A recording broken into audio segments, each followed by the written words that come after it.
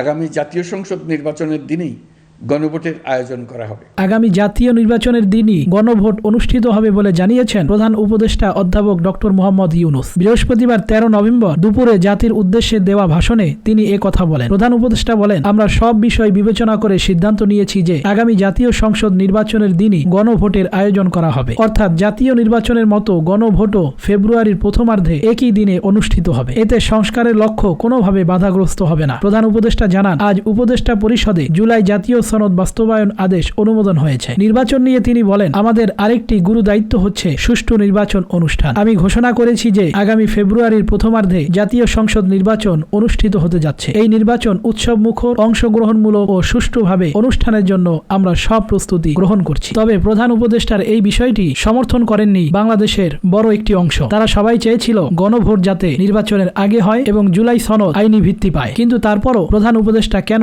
এই সিদ্ধান্ত নিলেন এটা তাদের বুঝে আসতেছে না। এদিকে জামায়াত ইসলামী সহ ইসলামী 8 দলের নেতারা ঘোষণা দিয়েছেন, আগে গণভোট না হলে 26 সালে নির্বাচন হতে দেয়া হবে না। এতে করে বিশ্লেষকরা ধারণা করছেন, গণভোট ইস্যুকে কেন্দ্র করে দেশে আবারও তৈরি হতে পারে অস্থিতিশীল পরিবেশ। প্রিয় দর্শক, প্রধান উপদেষ্টার এই বিষয়টি আপনি সমর্থন করেন কিনা? একই দিনে গণভোট এবং জাতীয় নির্বাচন হোক, এটা আপনি চান কিনা? এখনই কমেন্টে লিখুন। আর এই চ্যানেলে নতুন হয়ে থাকলে এখনই সাবস্ক্রাইব করুন।